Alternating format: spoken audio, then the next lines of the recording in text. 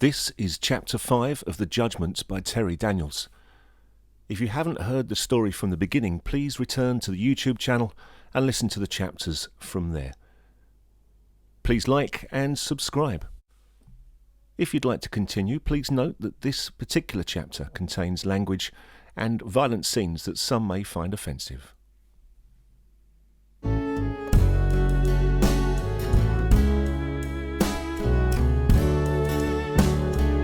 The Judgement by Terry Daniels.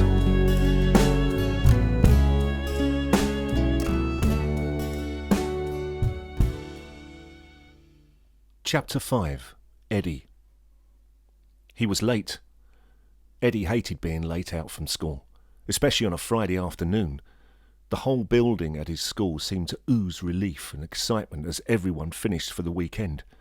There was a constant chitter-chatter coming from every classroom, changing room and doorway as every boy was desperate to leave and get home, change clothes, and then go out again to the park, the woods, or just the street corner on which stood the local sweet shop.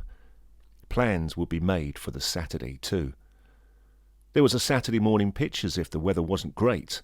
A couple of hours could be spent laden with sweets and a fizzy drink, watching cartoons or banana splits, or some badly dubbed Eastern European tale of Arabian Nights.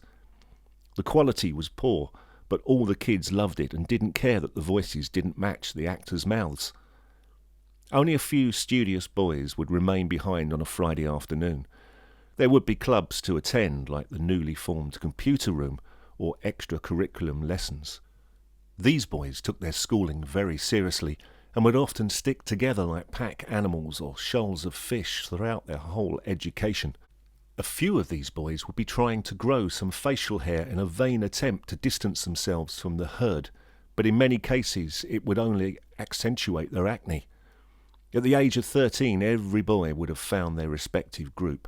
Packs of glams, soul boys or rockers would all mix happily, unlike their adult counterparts. It was all about looking right and feeling good. Some even had a Saturday job working in shops such as Woolworths or Boots the chemist. This meant that they had their own money, which led to being popular with the rest of their clan. Weekends were glorious in the 1970s. Not as great as a 2-week mid-term or the vastly anticipated summer holiday, which seemed to last a lifetime in itself, but just the joy of having freedom for 2 whole days. Freedom was something taken from Eddie. His paper round, which had helped him save up for some headphones to his record player, had been given up some months ago after his 12th birthday. So were his Saturday morning meet-ups with his group of friends. They would get together to run through that week's edition of Monty Python, which had been repeated on the television. Each member of the Pythonese, as they liked to call themselves, would try desperately to memorize a particular sketch from that week's show. They could all then recount it to each other in the park on the weekend. Eddie had recently started to write a few sketches on his own and had begun to present them to the group to learn and act out. It had been hilarious, and there had been big plans to perform them at morning assembly. All this had stopped when his mother became ill. He didn't mind. He loved his mum, and they had been through a lot together. With no dad around, Eddie had taken over the role of the man of the house. This meant still attending school, working hard to achieve the grades, and getting home as quick as he could. They had both agreed that they didn't want social services involved. His mother was worried they would put him in care if it was found to be that she couldn't care for him. It would only be temporary until she got better, so they had come up with a plan to hold off any council intervention. Eddie had not mentioned any of this to his friends, even when he had stopped the Saturday morning rehearsals, nor did he give a proper reason to the local newsagent. Thankfully it was the one furthest from the parade of shops, only that he had changed his mind. All of this didn't matter at the moment. He had his mum to look after. And he was late today. It hadn't been his fault. As he had grabbed his bag from the peg to leave, his English teacher, Mr. Harris, had stood in front of him so suddenly that Eddie had almost collided with him. "Whoa there, young'un," exclaimed his teacher. "Wow, you're in a rush. Can you spare a minute, or are you on fire?" Eddie looked at his teacher and broke a forced smile. He didn't want to be rude to him. He liked Mr. Harris, always enjoyed his lessons, and particularly recently, as he had seen him bring in a record player on the last lesson. "A bit of education into English sarcasm, gentlemen," he had told his class that day, and pulled out the latest Monty Python comedy record from its sleeve. "Have a listen, and we can discuss afterwards," he had told them. That had been one great lesson. Mr. Harris knew that he and his friends loved the TV series. The classroom that day was filled with a mixture of merriment and bewilderment. Eddie hadn't stopped laughing. Now his teacher was in front of him. "I need to get home to walk our dog," Eddie had explained, and then instantly regretted it. Now he was lying and would have to remember that in the presence of this teacher he would have to recall his fictitious pet. "Never knew you had a dog, Eddie," said Mr. Harris. "What's his name?" "Sorry, sir?" asked Eddie, trying to buy some time. "The dog. What's his name? He must have a name."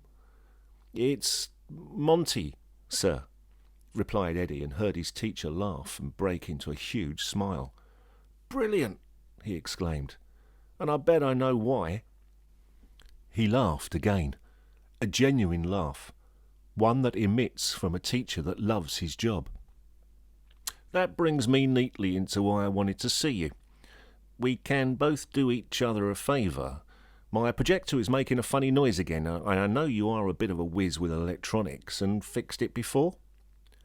Mr. Harris did a mock looking from left to right and leant in closer to Eddie. "If we keep it to ourselves here, could you come and have a quick look now? In return, I wondered if you would like to borrow that Python album I played the other day. Just for the weekend, like." He raised his eyebrows.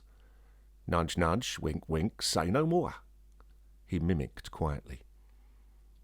Eddie couldn't say no. To have that album all weekend would be the best weekend ever. He could write down all the sketches in his notebook and learn them off by heart. He nodded his agreement, and together they turned round and strolled off back towards the classrooms. The school had by now nearly emptied itself of teenage boys, and was almost quiet. It seemed eerie as they walked, and he wondered what it would be like to be locked inside here tonight when it was all dark and silent. Maybe it wouldn't be quiet. Maybe there would be creaking of timbers or the scratching of mice or even rats. He knew the building was over 100 years old. Maybe there had been a gruesome murder here in Victorian times, or an old head pupil hung from the rafters, and you could hear the rope clicking and squeaking in the dead of night. Eddie smiled to himself at the thought. He would never be brave enough to stay a night in this place. He would soon be rescued, as he wouldn't stop screaming till somebody came. They soon arrived at the classroom, and Eddie saw the projector already sitting on one of the tables, pointing towards a screen. It was switched on and was making the right humming noises, but no lights shone from the lens. He knew almost at an instant what the problem was, and asked Mr. Harris to turn it off at the mains. Once done, he flipped it over and asked for a screwdriver. In the admiring eyes of his teacher, he had unscrewed the bottom and was looking at the wire connections to the lens. It had just come loose. He had seen this before. He put it down to most electrical equipment all being roughly the same inside their fancy containers. Once you knew what you were doing, that is. As he flipped it back upright and got Mr. Harris to turn back on the electricity, the lens shone brightly, and now the first image was projected onto the screen. It was a black and white image of a family gathering, all hugged together like a waddle of king penguins, trying to shelter from the windy hillside on which they stood. "My family when I was a baby," Mr. Harris said suddenly, as if he had read Eddie's mind. "Loved to camp out in Wales every June, rain or shine. Miserable-looking bunch, aren't we?" He came over to the projector and turned it back off with a click. "I'm just going through some old slides I haven't seen for years and years. I would show you all 120 of them, but I'm afraid I might bore you to death." He chuckled to himself and took the screwdriver back over to his bag in the corner. He returned with an album, matching tie and handkerchief. He held it out. "Here you go. A favour for a favour, as promised. He handed it over to the eager hands of Eddie.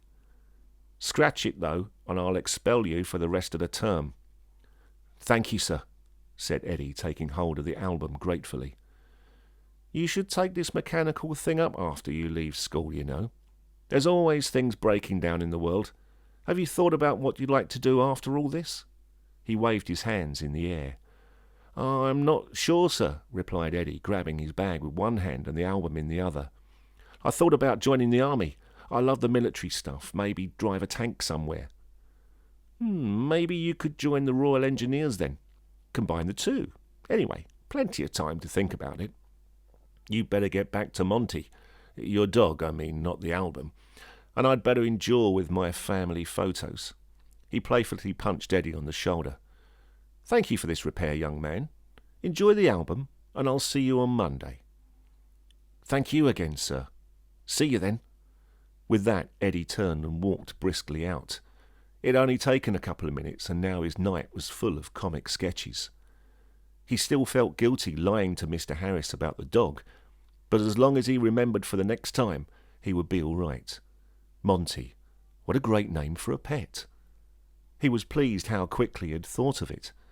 Maybe he'll get one when he was older. He walked briskly homeward. Now that the pavements were empty of school children and most of the school-run cars had left, it took no time at all to catch up his lost time. It was the weekend. He knew his friends of the Pythonese would be heading towards the park about now, but he had something better than that. He had the real thing in his hand. Once his chores were out the way, he would go up to his bedroom and play the record a few times. He had even a couple of chocolate bars under his bed from the last shopping trip he could gorge on while listening. As long as his mum was okay first. The walk home normally took around 20 minutes, and he would pass by several of his favourite shops. Most of these were conveniently situated near each other on the parade. Being a Friday, he knew that he would be sent out a little later to get some provisions for his mum for the weekend. That way he got to know many of the local shopkeepers. The fish and chip shop was one of his favourites. The shop always smelt nice, and there was always golden fried food in the hot cabinets as you walked in. As he passed it by, he looked in and waved to the white-jacketed man who noticed him and waved straight back. Friday meant the little shop was already busy, and the smell emitting from the doors automatically made him feel ravenous. There hadn't been much bread left in the cupboard this morning, with which to make his sandwiches, so he had been hungry most of the day. His mum must have had a lot of toast some time late last night. The plate and butter-splattered knife lying in the sink this morning was evidence of that. The next shop he passed was a funeral parlour. Eddie always thought that it was a strange place to house the recently deceased. Next to the fish and chip shop. It did creep him out a little when he walked past the blanked-out windows in the dark of winter. There were never any lights on once it had closed, and it gave the shop front a ghostly appearance. Maybe the dead didn't need any lights at night. Another place he wouldn't even dare to stay to sleep, even if someone paid him. Next to that was a sweet shop, come grocery, come off licence. This was a regular stop for Eddie, and where most of his mother's shopping list could be obtained. The man inside was always helpful, and always seemed to be working behind his little counter. He was open every day, though only half day on a Sunday, and was always cheerful. Eddie assumed he had been there for many years and wondered what his life was like to be surrounded by so many nice things to eat and drink. At least he wouldn't run out of bread in the morning, he thought. The man did let him know once that the only full day off he treated himself to was Christmas Day, and he took the afternoon off on the final of the FA Cup. No matter who the teams are, lad, he said one time. It's the occasion I like to watch. After that, one small little shop followed another, a greengrocer's, a small gift shop containing all sorts of things, none of which interested Eddie, a betting shop which was conveniently situated opposite the local public house, and lastly, another of his favourites, the hobby shop. Displayed in the window were radio-controlled aircraft and cars, plastic and balsa wood, The window display hadn't changed in many years, but that never bothered him. There were still dead flies and the occasional unfortunate wasp lying mournfully on the bottom next to the window. It seemed they hadn't moved or been cleared away for as long as he could remember. What was important were the motors which powered the cars and planes, small grey boxes of metal with red and blue wires sticking out one end. To the eye of a pedestrian it resembled a junk shop. To the mechanical mind of this 13-year-old boy it was paradise. He was saving up for one of the radio-controlled planes, not the large ones, as these were mainly purchased by middle-aged men with a Battle of Britain fixation, one of the smaller ones. If his mum suddenly gave up her horrible cigarettes for a week, then gave him the cash, he would run to this shop the instant the money had left her hand. She wouldn't, though. He wouldn't want her to. The smoking gave her too much comfort. He had toyed with the idea of taking a little bit of the change left over from his Friday night shopping trips and saving it up over a period of a few months, but he didn't. He was an honest boy, and he loved his mum too much to deceive her out of what little money they had. Now the street resumed its traditional progression of residential terraced housing, all made to the same design, and despite the individual owners painting their own different colours on the walls or covering the brick with stones and cement, they were essentially still the same. Each housed a small family or couple, all with big ideas and dreams, but all willing to hide themselves away behind their nets and curtains to lock everyone else out of their world. The last house on the row, and the one next to Eddie and his mum, lived an old couple. He had known them all his life. Mr. and Mrs. Edmondson had also lived here all of theirs. Eddie thought that must have been at least 100 years. Mr. Edmondson had fought in the Great War, and had once given him a pair of binoculars which he claimed had, on one occasion, saved his life in the trenches by spotting a German patrol attempting to creep up on them. Eddie didn't know if this was true, had said thank you, and taken them home with a grateful smile. When he had looked through them, pointing them out of his bedroom window, expecting to see a Jerry raiding party, he had seen nothing at all. The glass inside was frosted and slightly cracked. He hadn't known what to do with them, and didn't want to throw them away, so he had put them under his bed. He liked Mr. and Mrs. Edmondson. They were like the grandparents he never had. They treated him in the same way as they never did have children of their own, and had hardly any visitors. He always took their dustbin round to the front for them on the correct day, and they always had a time for him. Mr. Edmondson would always dip into his blazer pocket and slip him 1 penny when his wife wasn't looking. Once he had gone back into the house, Mrs. Edmondson would suddenly appear and, out of her penny, would produce another penny for him, on the promise that he wasn't to tell Mr. Edmondson. This happened every week when it was bin day. Eddie didn't have the heart to tell them both how much a penny was worth. Maybe it was the time zone when they were much younger. They were kind and never looked at him or his mum with distaste, like some of the others in the road.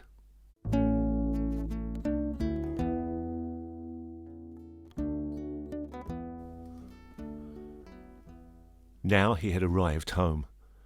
The little terraced house was red brick housing at the front with 4 windows and a front door. The red step, often cleaned by many of the other residents on the street, was dull and scuffed. The front door, too, had not seen a coat of paint for a number of years.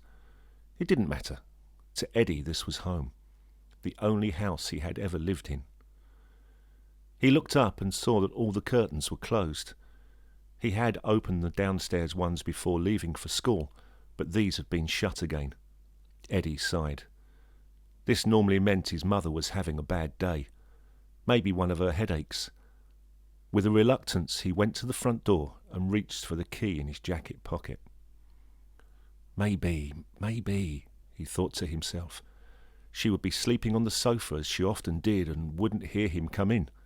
That way he could sneak upstairs and play one side of the album and then come down to make the tea. He smiled to himself and, despite the hunger pains, would be prepared to hold on for half an hour. One side of the record. It wasn't much to hope for. As his key slid into the lock and he quietly pushed on the door, his smile vanished almost instantly. There was noise coming from up the stairs and the sound of a running bath. If he wasn't going mad, he could also pick up the tuneless humming of his mother. This wasn't good. As he stepped into the hallway, he also heard the clanking sound of cups coming from the kitchen. His heart sank. This could only mean one thing. He closed the door shut and saw a man appear from the kitchen. "Hello, Eddie," said the man with a sickly grin. "How are you, soldier? Good day at school?" Eddie begrudgingly nodded at the man. "Yes, thank you," he replied. He was annoyed at the man being here, but he hadn't forgotten his manners. "Remember me from last week?" The man now came fully into view and was holding a tea towel with a wet cup in his hand. Eddie remembered him all right, but couldn't for the life of him recall his name. The man was dressed in a sleeveless Pringle jumper with a pale pink shirt and an offensive brown kipper tie. His beard covered most of his face, but failed to continue onto the top of his head. His grey slacks were creased and there were no shoes on his feet, just some shiny-looking black socks that Eddie noticed had an identical small hole on each big toe. He stared at Eddie. "It's Charlie," he said, as if he had read Eddie's mind. "Came round last week. Helped your mum out with a few things in the kitchen and, well, she helped me out with a few things too." Now that sickly smile returned. Eddie noticed he had a bit of mashed biscuit in the top of his teeth. "Got a little treat for you, soldier," he said, and returned back into the kitchen. "I told your mum that we are going out tonight. A little trek to the pub in the countryside for a couple of drinks. My treat, just as a thank you, like." Eddie didn't know what he meant by that. In fact, he was quite happy not knowing. He watched Charlie go to the fridge and open the door. The faint light from inside shone desperately out. "We've already eaten, so I took the liberty of popping into the shop to buy you a pork pie and a piece of cheese for your tea. Hope that's okay with you. I'm just going to take this cuppa up to your lovely mother while she's getting ready, and you can have this next to the television.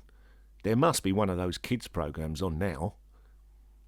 He plonked the pie and cubed cheese onto one of the small cracked plates and offered it over to Eddie. "There's a good lad. Go and sit yourself down then." There again was that sickly smile. Eddie hated him already. Hated him for his cheerfulness to walk around his home in those shiny socks. He knew what kind of afternoon they had both had, and that made him angry and sick in equal measures. Plus, he was never going to play his album now. He was, though, too polite to say anything, and so took the plate into the living room with a "thank you" to turn on the television. He could already hear Charlie making his way up the stairs and singing, "Splish splash, she is taking a bath."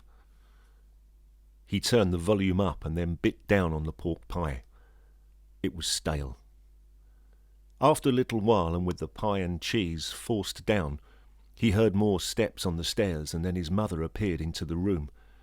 She looked refreshed and was wearing makeup and a dress. It was not often she did both. She smiled at him, and he saw some lipstick trapped on one of her front teeth. It made her look as though she was bleeding. "Hi, Eddie," she said cheerfully, and sat down next to him on the sofa. "Sorry I couldn't let you know about Charlie being here, but he called today out the blue. He wants to take us out tonight, so I said he could stay over." She reached over with her varnished fingernails and ruffled his hair affectionately.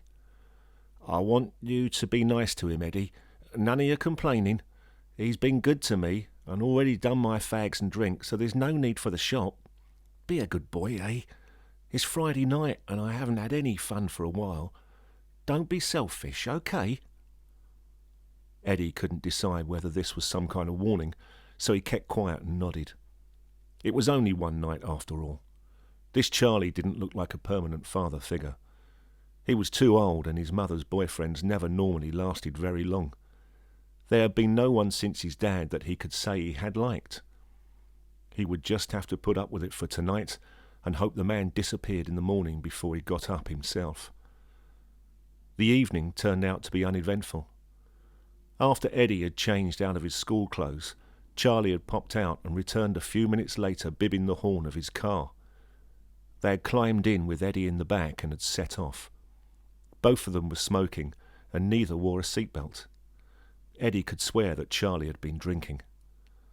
After a few twisty country roads, they pulled into a public house that appeared to be in the middle of nowhere. The only noise was coming from inside the pub. By now the light was beginning to fade. No one had spoken a word on the journey. "Here we are," proclaimed Charlie, switching off the engine and turning round to face Eddie sitting in the back seat. "No children allowed, soldier. You're going to stay in the car and I'll bring you out a Coke and crisps. Should be fun, eh?" Again the sickly grin. Eddie watched as Charlie put his hand on his mother's thigh and she giggled. "Come on, princess," he said. "Let me buy you a lovely glass of vino. Just a pint for me as I'm driving." He winked at Eddie as he said this, then opened his door, stepped out and went round to open his mother's. She nodded gratefully and climbed out of the car without a word to Eddie. She then put her arm through the waiting loop of Charlie's, and together they walked towards the beckoning doors of the coach and horses. Eddie saw them disappear and subjected himself to the wait. After a few moments, Charlie reappeared with a bottle of Coke in one hand and a bag of crisps in the other. Once at the car, he beckoned the boy to wind down his window. "Salt and vinegar," he said. "Best flavour in the world, in my opinion. I hope that's okay. We won't be long. About half an hour or so. Don't play with the handbrake or bib the horn." With a slight uneasy wink, he handed over the glass and packet and turned swiftly back towards the pub. Eddie watched as he walked. He was definitely bald at the back and his shirt tail was hanging out. Eddie didn't like him. He had decided. A bit too creepy and old. He couldn't imagine what his mum saw in him. He also hated salt and vinegar crisps.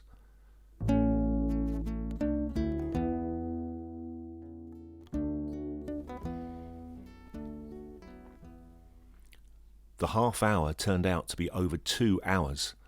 By the time Charlie had returned with refills, it had got dark. "Ready sorted this time," he explained, taking the spent bottle from Eddie. "If you need a wee, go down to the bottom of the car park. Can't have you inside the pub. Just don't have it dangling out if someone's walking past. We don't want to scare 'em, eh?" Eddie had found an umbrella in the back seat and after a while had invented a game for himself. It was where his commando magazines were coming to life. He was now a rear gunner aboard a lone Lancaster bomber. In his head it was 1942, and they were on a secret bombing mission over Germany. The target was Hitler's private house in Berlin, and a direct hit would change the course of the war. First, though, they had to shoot down the pesky ME-109 that was hounding them. As it got dark, Eddie had the advantage of having other cars pulling into the car park. Their headlights would momentarily light up his face, and this would be the Nazi fighter. Using the umbrella as a tactical machine gun and leaning on the back seat facing the rear window, Eddie could quite easily shoot down any enemy that happened to flash past. This occupied him until his bladder interrupted the action. Opening the door of the car, he stepped out and made his way carefully over to the rear of the car park. It was now very dark, without any street lamps, and he didn't fancy being out near the bushes for long. The air around him was still, and only the faint noise from inside the pub could be heard. He quickly relieved himself and returned back towards the car. As he reached it, he was taken by the glow from inside the building. Like a moth to a flame, he walked over and looked into the opaque glass window. The condensation from inside was giving a blurry image, but he could quite clearly see a busy bar area. His mum was perched on one of the stalls and sitting upright, facing the wall of the bottles and till. Each hand was occupied, one with a wine glass and one with the ever-present glow of a cigarette. Charlie stood next to her, and the palm of his hand was almost on the small of her back, almost touching the top of her buttocks. He was laughing loudly at some person opposite and was also smoking. The cloud of tobacco haze gave the scene a glaze and a softness. Eddie could not understand the fascination of being in a place like this all night. Tasting his mother's alcohol was horrible enough before, but to sit somewhere and drink the stuff all evening just seemed boring.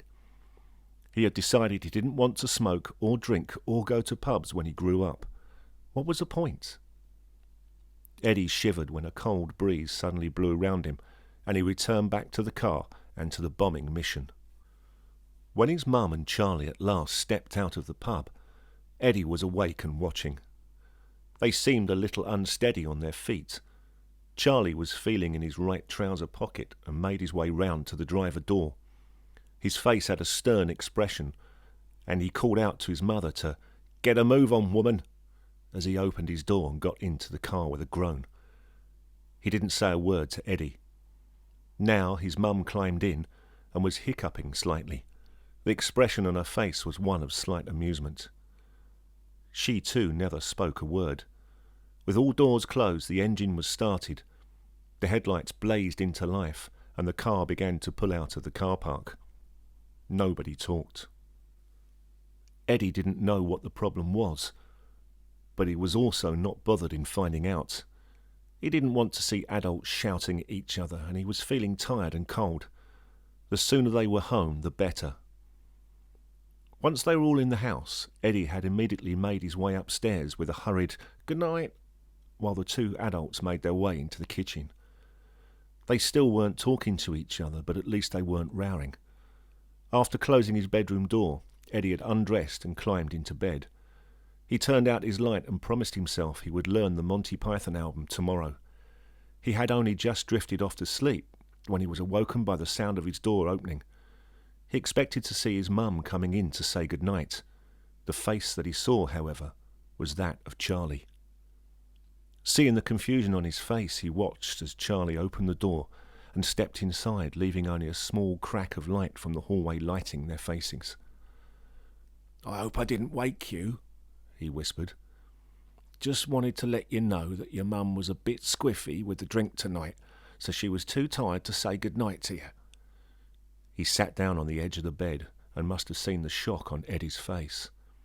"Don't worry yourself, soldier, I'm not going to bite. Wondered if you normally have a story before you go to sleep. I wanted to check, like, what with your mum unable to." "I'm 13, said Eddie coldly. There was an awkward silence. "Of course you are," replied Charlie, and put his hand onto the quilt and made to squeeze the boy's knee. "Wanted to make sure you're all right. See you in the morning, then." For one dreadful moment, Eddie thought he was going to lean over and kiss him good night, but Charlie instead squeezed him again and raised himself off the bed. He stank of alcohol, stale sweat, and cigarettes. "See you bright and early then, soldier," he whispered, and then made his way out of the bedroom. Eddie breathed a sigh of relief as the room was again plunged into darkness. He was not going to sleep straight away now. He was going to wait until he heard his mum's bedroom door being closed. Sometimes he hated his mum.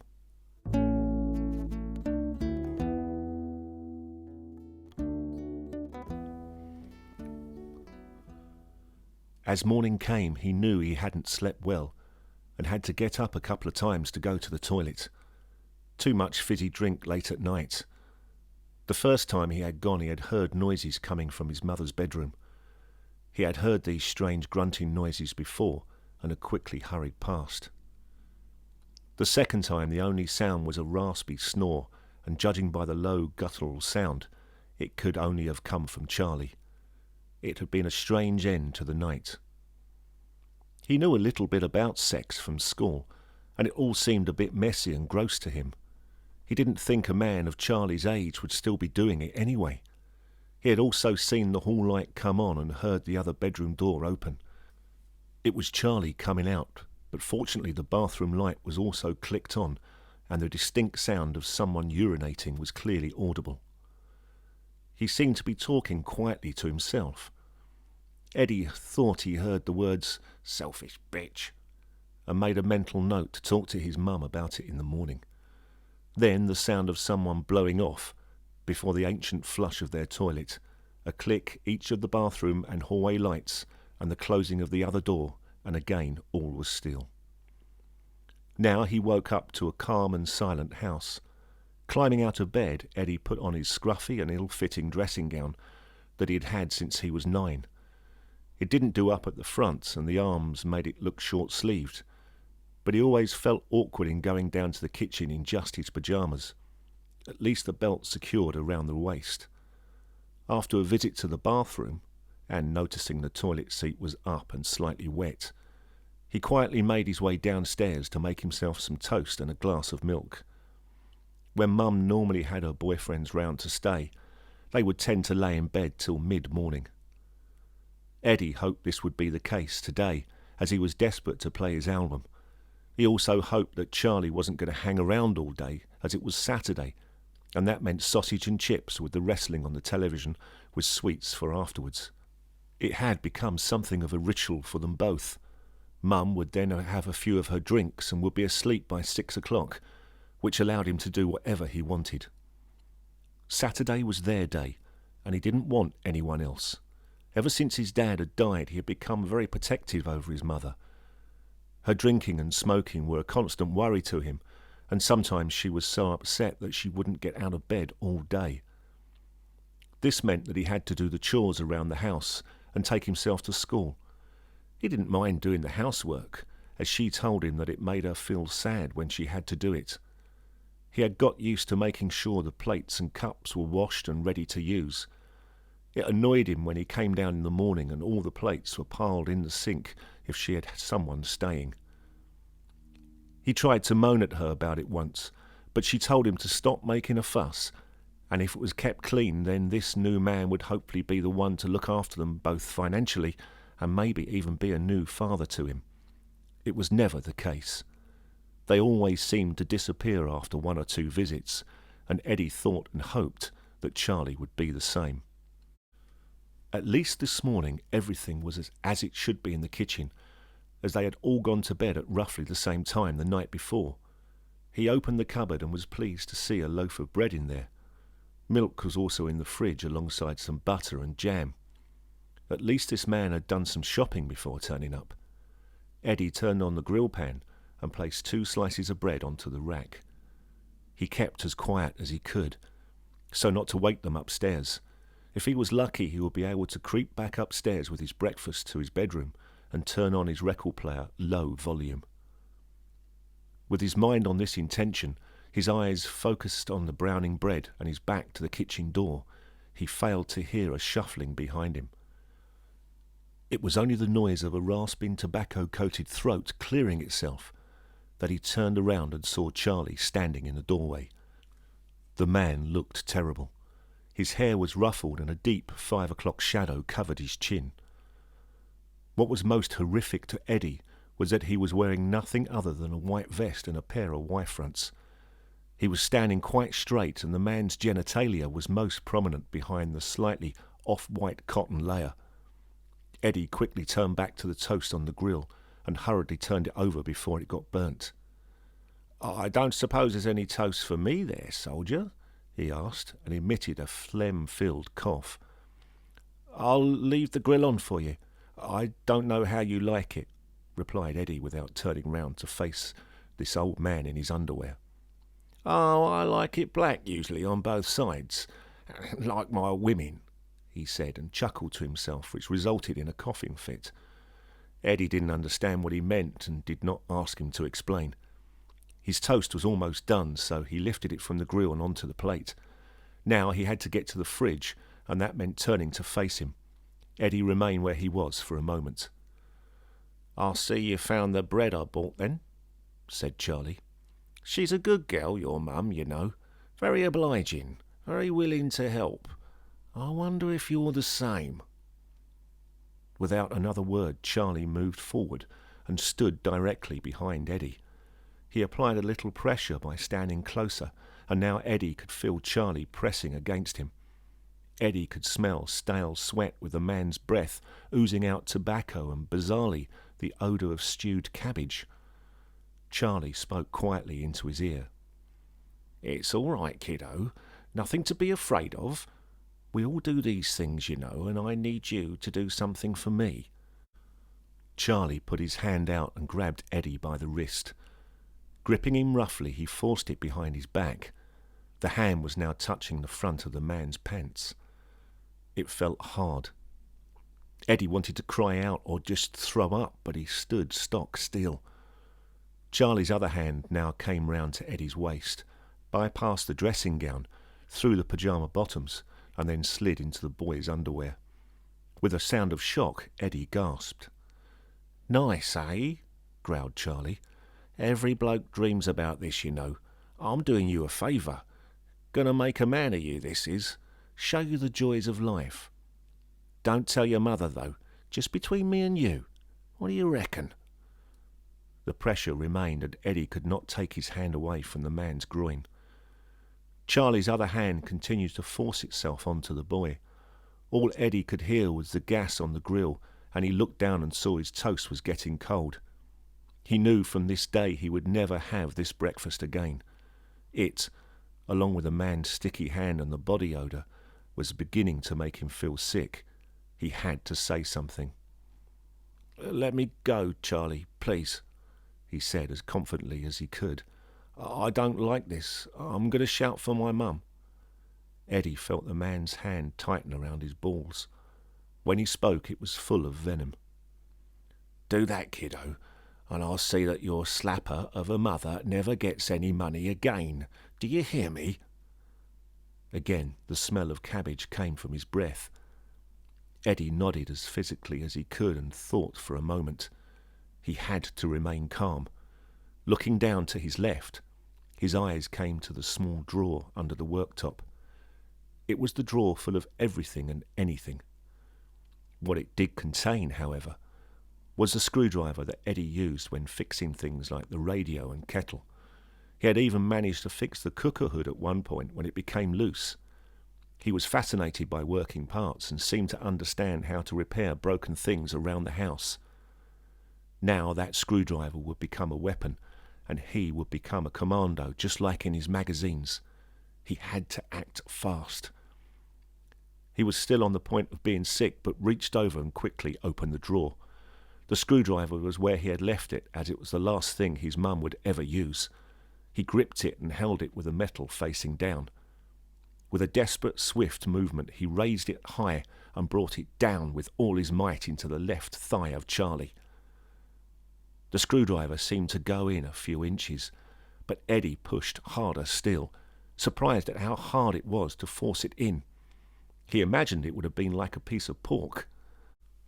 Charlie suddenly screamed into the boy's ear, and his hand released itself from the front of his underwear, and he took a step back. Eddie now turned to face him and was disgusted to see the man had an erection trying to break through the elastic of his pants. He was then staring at the screwdriver sticking out of Charlie's thigh. Both were looking with fascination at the amount of blood that was seeping out. Eddie had seen blood before on television when his mum had fallen asleep on the sofa and he stayed up to watch a late-night film, but he didn't imagine the volume that was coming out of the wound. Both boy and man were facing each other, and now Charlie came out of his hypnotic stare and looked at Eddie. "You little shit," he said. "You fucking son of a whore, look what you've done." Eddie saw that he was almost crying and noticed 2 tears start to roll their way down his face and into his beard growth. Eddie started to smile. He couldn't help it. "Oh, God, oh, God, oh, God," whimpered Charlie. That made Eddie smile even more, and he broke into a laugh, an actual laugh. "What you fucking smiling at, eh, you little bastard?" said Charlie, grimacing with the pain. "Ring for an ambulance. Do it now, right now." "We don't have a telephone," replied Eddie, still smiling. "So why don't you fuck off and leave me and my mum alone?" Eddie glared at him. "Or you'll do what?" Eddie looked at the man right in the eyes before replying. "I'll go next door, because Mr. and Mrs. Edmondson have got one, and they'll call the police, who come and arrest you for fiddling with me. I know all about paedophiles and nonces. Saw a documentary about it on the telly. Chop your balls off in prison, they said." Eddie saw the pain and realisation in the man's face. Both stood still for a moment, and Eddie tried hard to keep his heart from thumping with fear. Fear that this man might still strike him, The blood was beginning to slow from the wound, and there was a small red pool of it on the floor under his feet. Finally, Charlie spoke with a whisper. My car keys, he said weakly. Eddie looked confused and then saw him point to the kitchen side behind him. There were his keys next to the tea caddy. Better take 'em and go then, said Eddie as calmly as his voice would allow, and moved to one side towards the hallway. My clothes are upstairs, said Charlie. I can't just... Yes, you can. Take your keys and piss off through the back door, and don't come back, you disgusting, kiddie, fiddling pervert. Eddie held his stare at Charlie, who seemed to weaken through the pain, and very slowly leaned over and grabbed the car key. As he lifted them up with his blood-stained fingers, Eddie noticed a clear plastic keyring with a small colour photo enclosed in it. Looking out of the image was a woman and a small boy. Both had big, cheesy smiles. Who are they? Asked Eddie. Charlie grunted back with a defeated tone in his voice. My wife and son. He's only 5. They can't know about this. Fiddle with his cock, do you? Eddie stared at the embarrassed face. Charlie did not reply, and with a painful grimace turned to the kitchen door and turned the handle, smearing it with blood. Opening the door, he now hobbled out like a pensioner and made his way to the back garden. How was he going to get to the car in his faded underwear and a screwdriver protruding from his thigh? Eddie didn't really care. His heart was still thumping in his ribcage. Sweat had soaked his forehead and the small of his back. The flame continued on the grill, emitting heat, but Eddie just stood there and watched a pathetic shape of a man in his underwear make his way slowly to the rear of the small, unkempt garden and out of the back gate. Would he call the police? Eddie doubted it. He didn't know if he would go to hospital first or return home to his wife and child with some ridiculous story of how it ended up only in his pants, vest and a screwdriver wedged in his thigh. If it wasn't so oddly horrific, it would have been funny.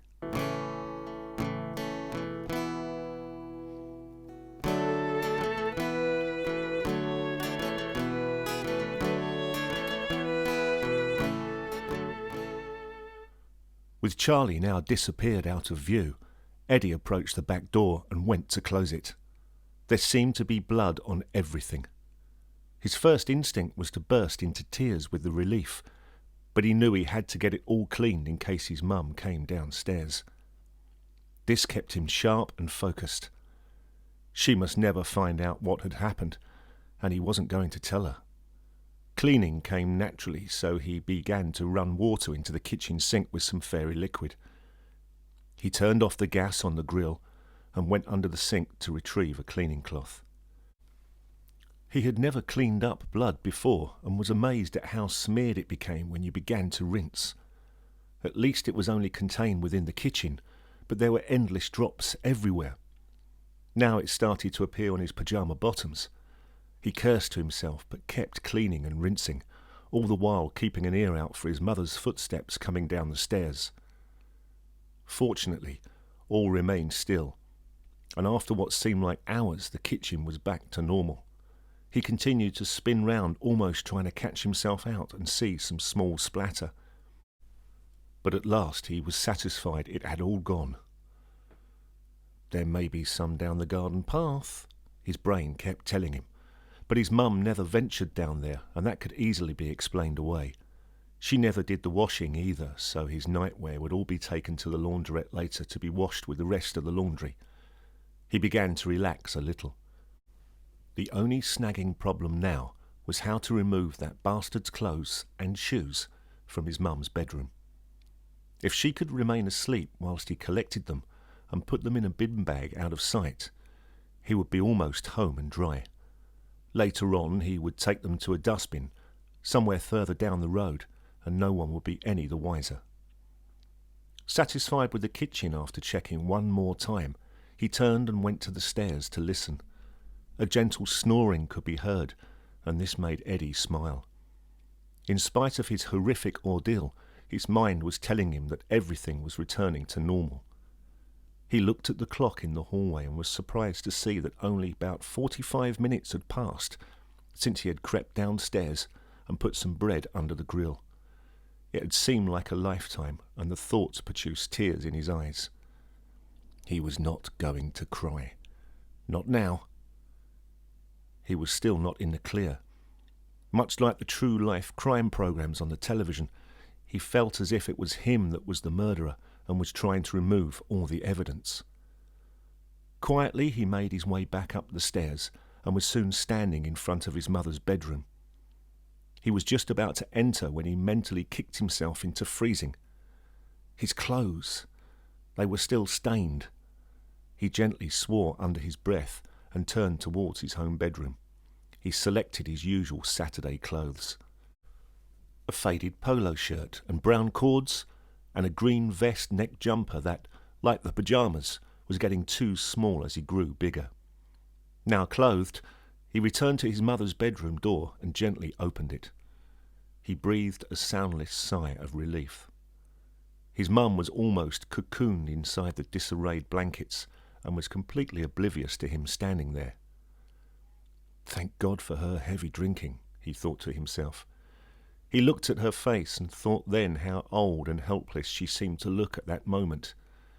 He had never seen her in this light before, and it made him sad. Sad that they were growing apart. Shaking himself out of the thought, he looked over to the chair in the corner of the room near the window and saw the clothes of his abuser, crumpled together with the shoes underneath the chair. Eddie felt bile rise in his mouth and thought he was going to be sick. A prickly heat sensation ran down his arms and legs and made him wobble as if he was in a boat somewhere in a storm. He paused to allow the sensation to pass, and then cursed himself for forgetting to grab his gloves from his school jacket. Now he was going to have to touch the clothes, and the thought alone made him feel nauseous all over again. After a few deep breaths, he walked slowly to the chair and with both hands picked up the trousers, pink shirt and Pringle jumper. He wrapped them in a pile and glanced around.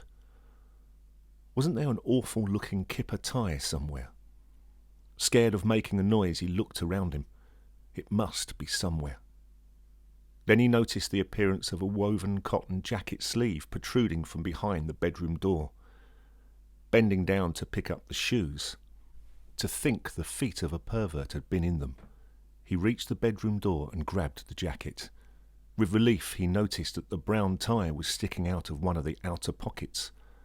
Now the bundle of clothes felt quite heavy, and he was afraid that if he dropped anything, like a shoe, his mum might wake up. Clutching everything to his chest and trying not to retch with the smell of the clothes, he retreated out of the door, closed it, and made his way downstairs to find a bin bag. He thought it was safe to put the whole lot into a metal bin out the back until later, when he went out to the chip shop.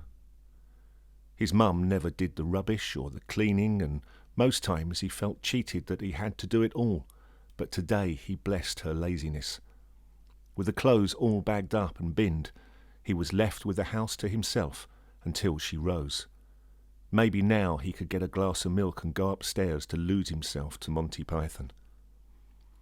The thought suddenly hit him hard that it was all over. Standing there in the clean kitchen, this boy of 13 years old suddenly began to weep. He couldn't stop himself. He bit his lip hard to prevent from making too much noise, and the pressure of the bite produced blood on his lip, and he sensed it on his tongue. The taste of it brought it all back again, and he found his body was racked and shaking with grief. He stood there for 5 minutes and cried like he had never cried before. Tears streamed down his cheeks and wet his hands as they clutched and surrounded his face. It was over.